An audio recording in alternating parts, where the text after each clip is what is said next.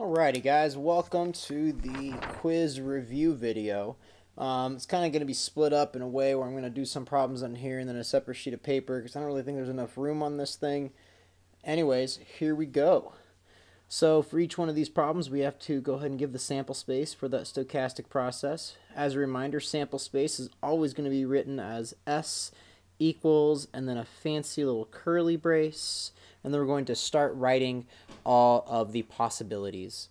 So all of the possibilities here are randomly creating a name for a fraternity or sorority that the name can have 2 or 3 of the following letters: pi, delta, and theta.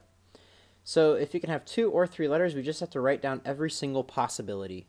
So there are 3 ways to do this. I'm going to go ahead and do the way that is probably the hardest for most people first, and then go down to the easiest way for most people. So starting off, the hardest way is literally just writing it out, and that is going to say, well, I can have a pi and a delta, or a pi and a theta, or a delta and a theta, or a, let's see, what else could we do? We could also do a delta and a pi, a delta. We already have pi, delta, pi, theta. You can see it's even hard for me just to start writing them all out. Delta, theta. We've already got this last one, so then we can finally have theta delta and theta pi. Alright, we finally took care of all of the 2-letter one. The 3-letter ones, just kind of repeat the process, and every single one you can if you cannot repeat these letters. So you can't repeat them, so you can't go like pi, pi. So continuing on, we got another comma, then we have pi, delta, theta, and then we have pi, theta, delta, and then we'll have delta, pi, theta, then we'll have delta, theta, pi, and let's see, we got theta, delta, pi, and theta, pi, delta. Whew! Took forever. We wrote all of them. Size of the sample space is easy. You just count them. 1, 2, 3, 4, 5, 6, 7, 8, 9, 10, 11, 12. Okay, so we had size of the sample space equals 12. And we are going to write that with absolute value bars around the S there to show that that is the size of the sample space. So the sample space itself is S. Size of the sample space has a little absolute value bar. But this must have been pretty difficult overall to actually write down every single one of these, just trying to figure out which ones go where.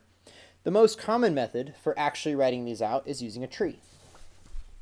So we're going to go ahead and do the tree method for number 1. So this is tree for number 1 here. So the tree for number 1, to do a question like this, our very first choice, we have 3 choices we can make for our very first letter.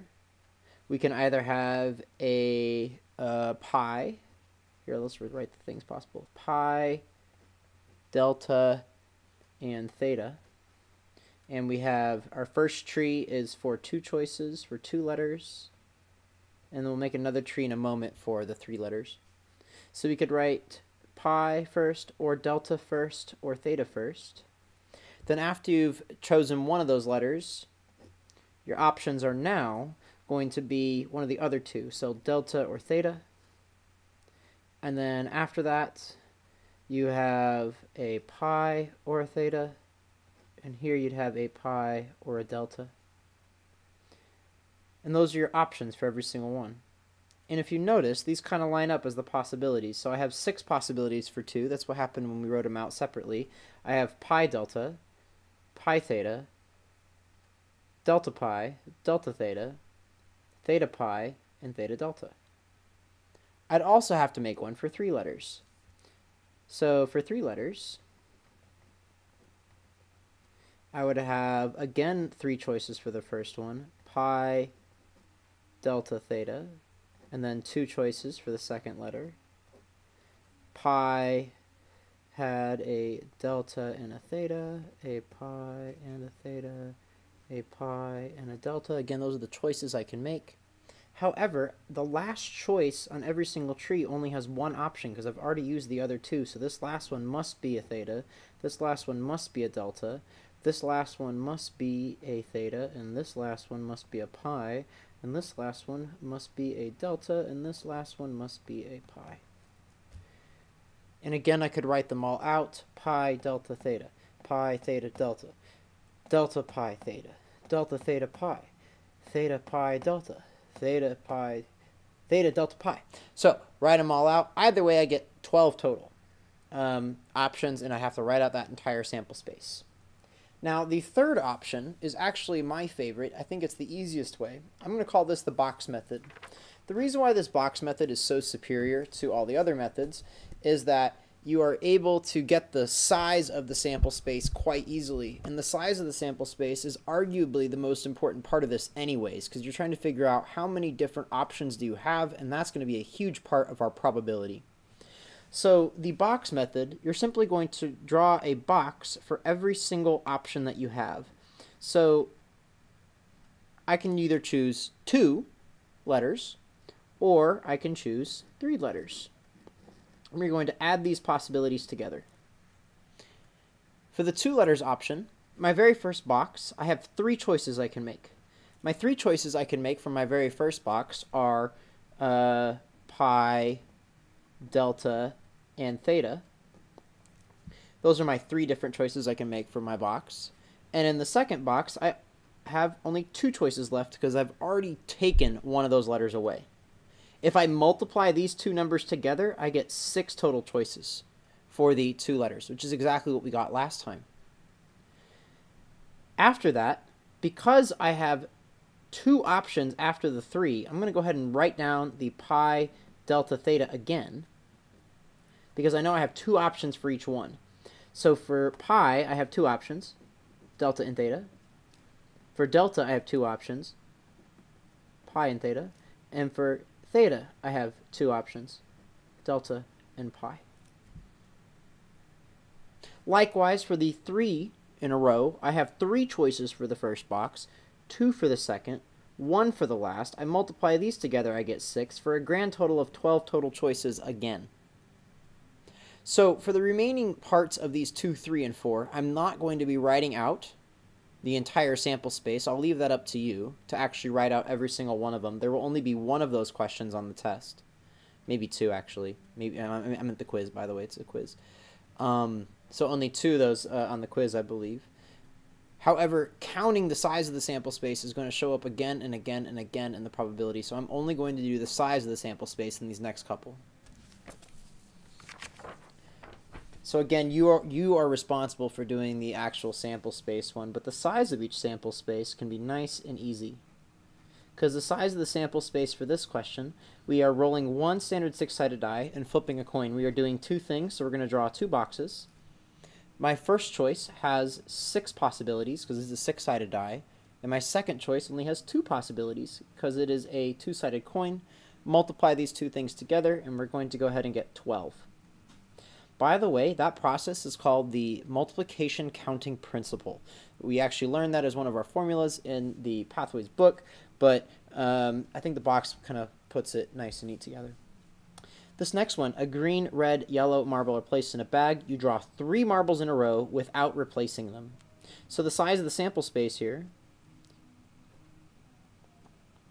equals, we're going to have to figure this out. So we're drawing 3 marbles, and you're not replacing them, so you're not going to put them back. So you have 3 choices for the first one, but once you've drawn a marble, you only have 2 marbles left. And once you've drawn 2 marbles, you only have 1 marble left. You multiply these together and you get 6. Size of the sample space in this last one, we're going to go ahead and have 3 people apply to a club. Each person is either selected or not selected to become members of the club. So you have 3 options. Each person can be selected or not selected. That's 2 choices. So we'll have a 2 and a 2 and a 2. You multiply these together and you will get 8. Easy enough. Starting down here at the bottom, you really have to apply these ones because you can no longer even do the writing out or the tree method like you can on these questions. So all these questions, you could do the writing out method, you could do the tree method, but over here, you really can't. It says drawing 5 cards in a row in a standard deck of cards. Each card split has a suit and a rank. Make sure you identify both of these parts. I'm not even going to give 2 possible outcomes, but I'm not going to write them out, but you can have like a ace, king, queen, jack, 10 with hearts, or that'd be a royal flush, or maybe you have 4 2s and an ace. That'd be 4 of a kind. Something like that. I'm more worried about the size of the sample space. The size of the sample space, how we're going to get that. We are drawing 5 cards. Because we are drawing 5 cards, we need 5 boxes. 1, 2, 3, 4, 5 boxes. We have 52 cards in a standard deck. So you have 52 options for the first card. After that, you have 51 options for the second card because you've already drawn 1 card, so now you have 51 left. And after that, you'll have 50 cards for the third one, and 49 for the fourth one, and 48 for the fifth one. To figure out the overall answer to this question, we're going to go ahead and multiply all those numbers together. We're going to get a huge number, 52 times 51 times 50 times 49 times 48. Holy moly. Look at the size of that thing. So we got 311,875,200. There are 311,875,200 different 5-card hands that you could make. That's kind of crazy. Number 6, a license plate created by randomly selecting 3 letters, uppercase followed by 3 numbers. So again, we are trying to, I'm not going to give 2 possible outcomes. I'm sure you can create some license plates for yourself if you really want to. But we have 6 choices this time. So we are going to make our thing have 6 total boxes. Maybe a little thin there. Maybe shouldn't have done that, but okay. The first is randomly selecting 3 letters, all uppercase. So we have 26. Can you replace them?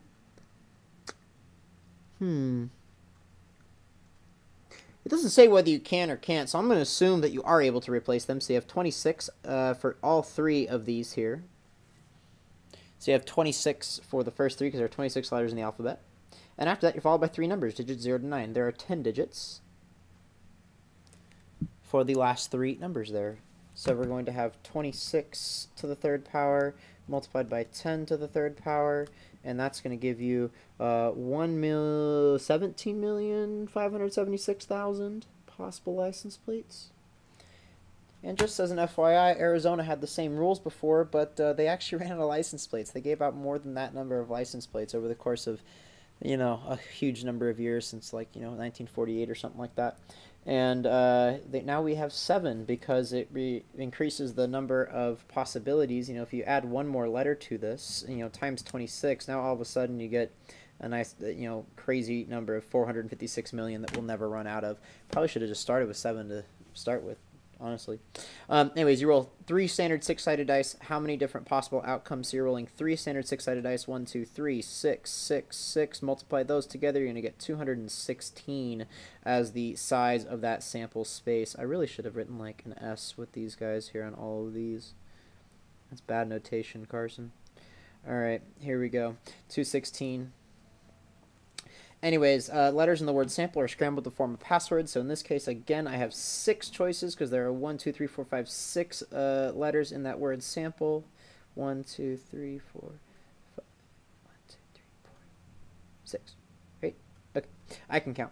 There are 6 options for the first letter because you're picking one of the letters from the word sample. But after you've picked 1 letter, you can't have like 2 S's in a row. So there's only going to be 5, and then 4, and then 3, and then 2, and then 1. You multiply these guys together, and you will get 720 as the size of the sample space. There. All right, let's continue on to the second page. So in this question, it asks you to go ahead and find the size of the sample space. It asks you to go ahead and draw a Venn diagram. I'm going to draw one Venn diagram. They're sometimes useful, but not always the most useful. But I'll do it once just so you can see it. So size of the sample space in this activity, you're spinning the spinner twice. So you have, again, 2 options right away. There are 3 choices for each one, so there are going to be 9 total possibilities. So the size of that sample space is 9. The idea for a Venn diagram here is you write out every single possibility that you can get kind of in a neat little circle for yourself to the best of your ability. So I'm going to go ahead and draw a circle of this whole thing. And now I'm going to have to put in every possibility. So I'm going to go A and A. And how about, I don't know, let's put it over here. A and B, and A and C, and B and B, and B and A, and B and C. And then we have a C and a C, a C and a B, a C and an A. Whew! And it says, event that you do not get an A. So I need to circle all the ones that don't have an A, and this really should be a circle. But all the ones that don't have an A in it, Nice, those 4. And this really helps us for a probability question later. If not getting an A is going to be 4 out of the 9 possibilities there. Anyways, hopefully that is good enough. But again, I'm more worried about the size of the sample space, so I'm not going to go ahead and do this here. By the way, the probability of not getting an A in either of these guys, of no A's, is going to be 4/9. And I'll write that probability for both, even though it doesn't ask for it. I'm going to go ahead and just write it. Size of the sample space here, you're answering 3 questions in a true-false quiz, so you have 3 boxes, and you have 2 choices for each box, so the size of this guy is going to be 8. You get at least 2 questions wrong. So getting at least 2 questions wrong, again, you'd actually have to write out every single one of these. I will let you do this on your own time, and there are some fancy ways to do this. But getting at least 2 questions wrong does end up having a probability of at least 2 wrong, ends up being exactly 1/2. 4 out of the 8 possibilities have at least 2 questions wrong. Anyways, state the complement of each event. Remember, the complement means opposite or not having it in there. So on the quiz, just an FYI, once you're going to be required to write it yourself, but the question doesn't say without using the word not, so you can just say not this thing happening. But there is also another question that's multiple choice that does not use the word not. Whew, that's a weird way of saying it. Does not use the word not, and you're going to have to pick the best choice. So I'm going to go ahead and try using, I'm going to do what they're saying, not using that word not.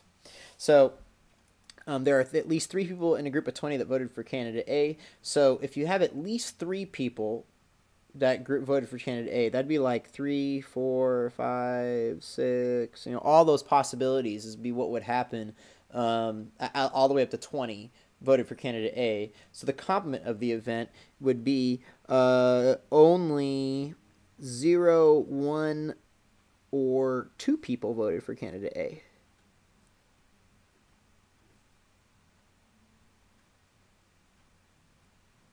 I don't really know why I wrote that all out. I'm sure I could have just said it out loud in words and let you wrote it out yourself, but whatever. You could have also said less than 3 people voted for candidate A, or something to this effect. Less than or equal to 2 candidates voted. At most, 2 people voted for candidate A.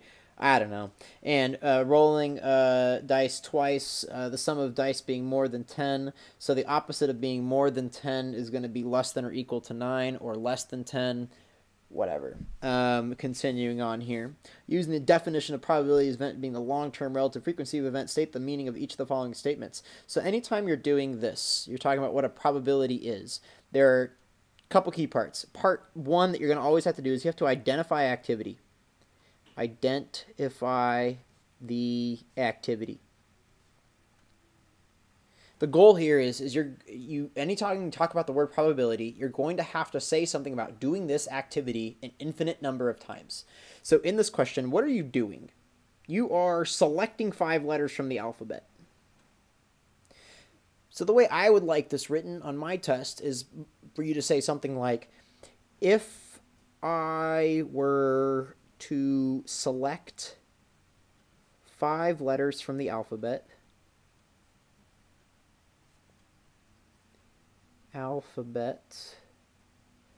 an infinite number of times, and then after that, identify the activity. 2, infinite number of times. 3, event probability.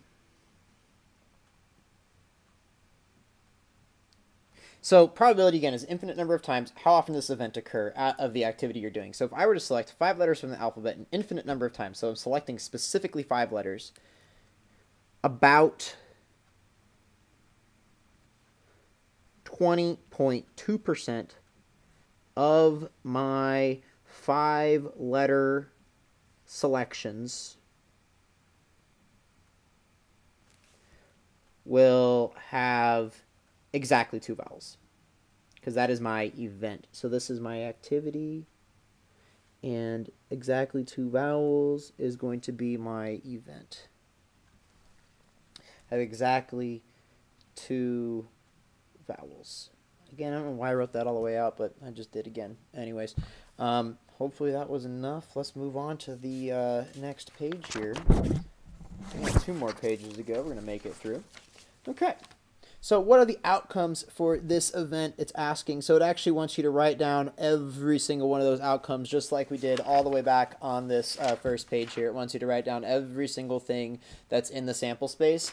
I am not going to be doing that for these 5 people who apply for 2 positions at this law firm. I'm not going to write out every single one of these. It's just going to take me too long, and I just don't feel like it. You will have to do it exactly once on the test, just like I did there. Knock yourself out. But how many outcomes are for this event? How many outcomes are for this activity here? So the event is the thing happening. What is the probability that both people selected will be women? So this is your event here. And the activity is this whole thing. So 5 people for 2 positions. So this is going to be your activity. And there's your event. So outcomes for this event. You're selecting 2 people. So both the activity and the event, you're selecting 2 people. How many outcomes are there for the event? The event is specifically selecting 2 women. There are 3 ways to select the first woman. You're selecting either woman 1, woman 2, or woman 3. After you've selected one of those 2, you can't pick them again. They can't. One person can't have 2 different jobs at this place. So there's only going to be 2 left. You're going to have 6 total ways to select those 2 women.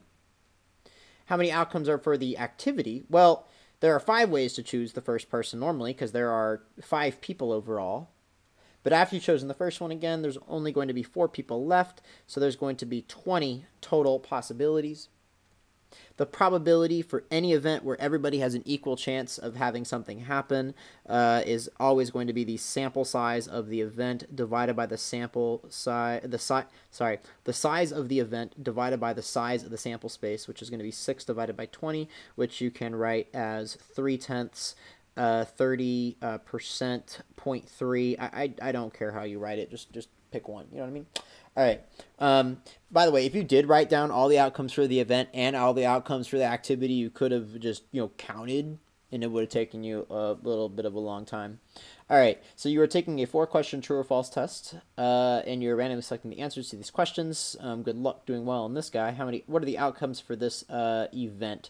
So exactly 1 question wrong. So the outcomes for this event, I'm actually going to write them out here so you can see it, because this one you can't really do the boxes except for the activity part. So the boxes can be the activity, but you can't really do it otherwise. So the outcomes for this event are getting exactly 1 question wrong. So if you get the first one wrong, it'd be wrong and then correct, correct, correct. You get the second one wrong, it'd be correct, wrong, correct, correct. Or you can get the third one wrong, or you can get the 4th one wrong. There are 4 different ways to do this, so there are 4 outcomes total. And again, this is that size of that event space here. For the activity overall, to do this one, now we can use the boxes again. The boxes for this situation would be, there are 4 true false, so 2, 2, 2, 2, because we have a true false in every single one. Multiply these together and you get 16, and therefore the probability of this event is 4 over 16. Probability of this event is going to be equal to 1 over 4, which is 4 over 16, or 0.25, or 25%, or whatever you want to do. All right. 17, moving on. What is the probability you random create a name for a fraternity or sorority? Letters can be repeated. With either 2 or 3 letters, you will create a name that has already been taken. Set your answer decimal and a percent. So I need decimal and percent here. I'm actually going to do it this time. It turns out there are 19 letters in these. If you count all of these guys, there are 19 of them, or I'm pretty sure 1, 2, 3, 4, 5, 6, 7, 8, 9, 10, 11, 12, 13, 14, 15, 16, 17, 18, 19 letters that you can pick from. So you're doing 2 or 3 letters, so get those boxes back out. So the boxes back out here, and we're going to have 19 choices for this guy, and you're able to repeat. So 19 choices for the second one. So 19 times 19, and that's going to be 361. By the way, I'm going to stop talking here. One thing you kind of need to do while watching these videos is actually read the whole question, on your own, because I'm not going to sit here and reread the entire thing too, so you might need to pause the video and actually read the question if you're totally confused as to what the heck I'm even doing or talking about. Just a warning. After that, the next box here, 19 choices for all 3 boxes, and if I multiply all 3 of those together, I will end up getting 6,859, sorry. And those 2 things added together, there are going to be 7,220 possibilities for these Greek sororities, and it wants to know what is the probability that you will take one that's already been taken. Well, there's 103 that's already been taken, so the probability here, the probability of this particular event is going to be 103 over 7220, and it did say as a decimal and a percent, so I guess we'll just do it. 7220. So my decimal is 0.0142, and my percentage is 1.42%. The complement of this event would be, instead of having a name that's already been taken, I'm just going to be lazy and say a name not taken. If you didn't want to use the word not, you could have also said an original name.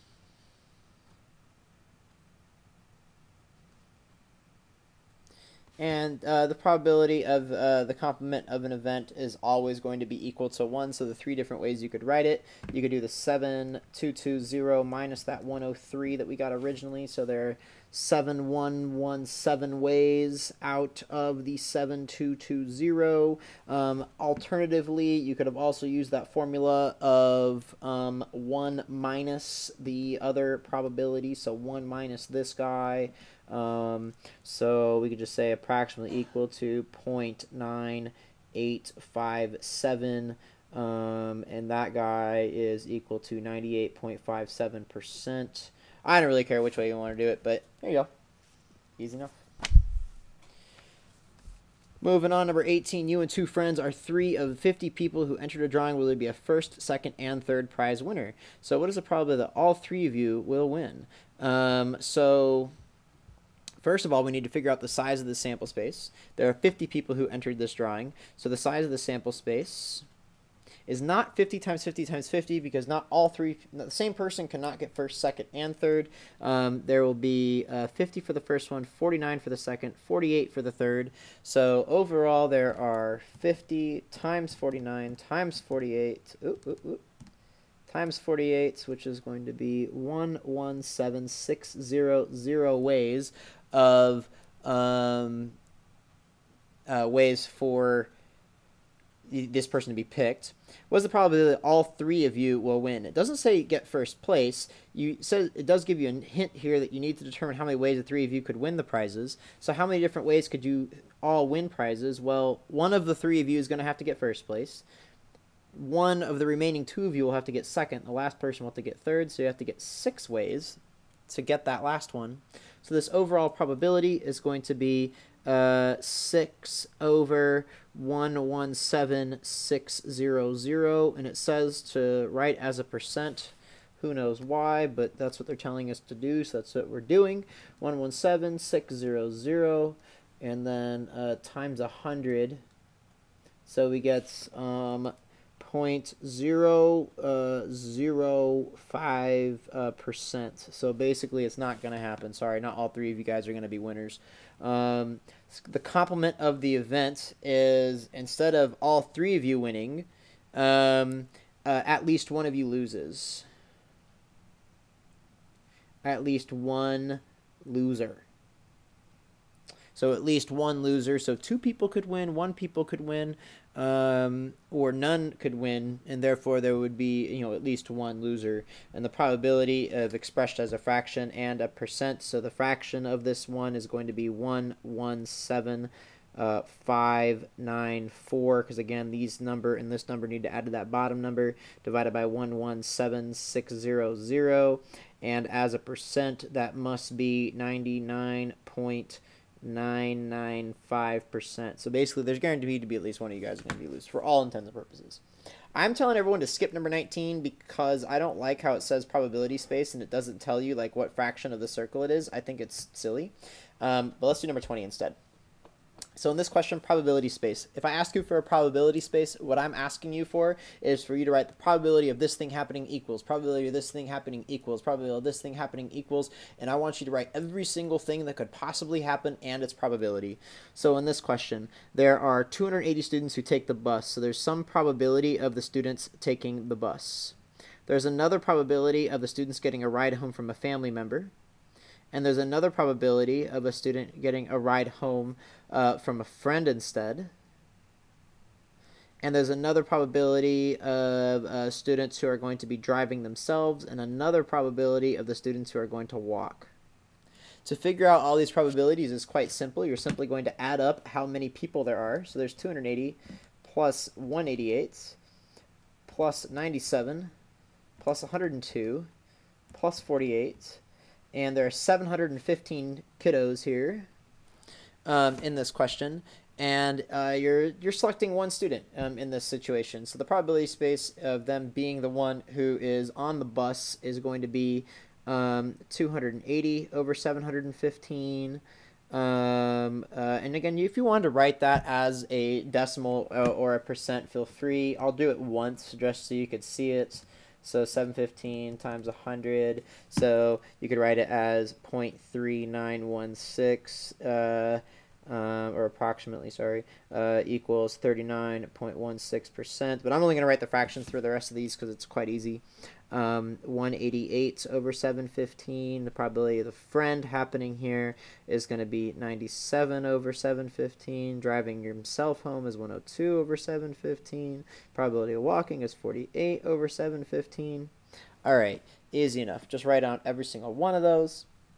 What is the probability that the student selected does not drive themselves to school? So not driving themselves to school. So it's adding up all of these together or just subtracting from the 715. So 715 minus 102, and that is going to be 613 out of 715. Again, the two ways you could have done that is adding up all the ones who were not driving, and you would get 613 over 715.